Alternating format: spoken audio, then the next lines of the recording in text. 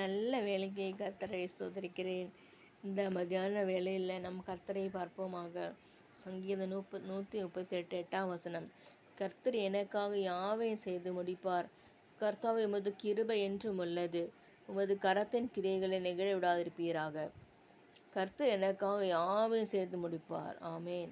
இந்த நாளில் கர்த்தர் நமக்காக யாவையும் செய்து முடிக்கிற கர்த்தராக இருக்கிறார். நம்முடைய வாழ்க்கையில் தோல்விகள், அநேக சஞ்சலங்கள், போராட்டங்கள், இப்படிப்பட்ட சூழ்நிலையில் கர்த்தராகி ஆண்டவர் சொல்கிறாரு, கர்த்தர் உனக்காக எல்லாவற்றையும் செய்து முடிப்பார்.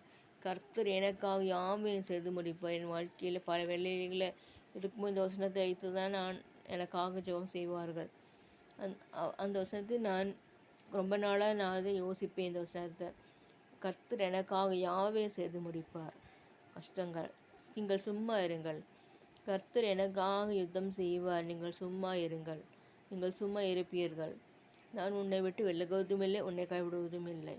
இந்த நல்ல நாளில் நாம் நம்முடைய வாழ்க்கையில் இருக்கிற எல்லா பகுதிகளிலும் சொல்வோமாக, கர்த்தர் எனக்காக யாவையும் செய்து முடிப்பார். எல்லா தோல்விகளும் ஜெயமாக மாறும். எல்லா நெருக்கடிகளும், இக்கட்டுகளும், பிரச்சனைகளும், போராட்டங்களும் எல்லாம் இயேசுவானவர் மாற்றி விடுவார். நம் வாழ்க்கையை காத்துக்கொள்வோமாக. நம் வாழ்க்கையில் இருக்கிற எல்லா போராட்டங்கள், சோதனைகள் மாற்றப்படுவதாக. இந்த நல்ல நாளில் தேர்ஸ்டேயில் நம் தாயாரை ஆசிரிப்போமாக. குட் மார்னிங் மம்மி என்று சொல்வோமாக. நாம் ஒவ்வொரு நாளும் நம் அம்மாவை கனம் செய்ய வேண்டும்.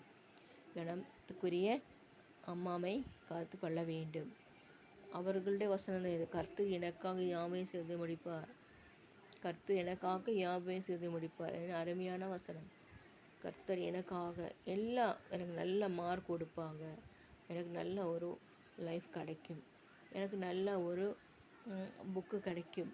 எனக்கு நல்ல ஒரு பென் கிடைக்கும். இப்படிப்பட்ட சின்ன விஷயங்கள் கூட கர்த்தர் எனக்காக செய்து முடிப்பார்னு நம்ம சொல்ல வேண்டும்.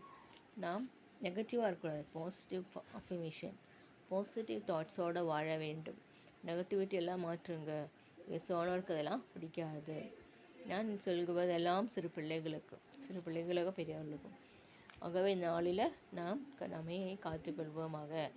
நம் வாழ்க்கையில் இருக்கிற ஒவ்வொரு பகுதி கர்த்தர் ஆஸ்வதிக்கும்படியாக ஜெபிப்போமாக. கர்த்தர் இந்த வரைக்கும் மிக சமீபம். ஆகவே அவருக்காக நம்ம காத்திருப்போமாக. இயேசுவானவரை பிடித்து கொள்வோமாக.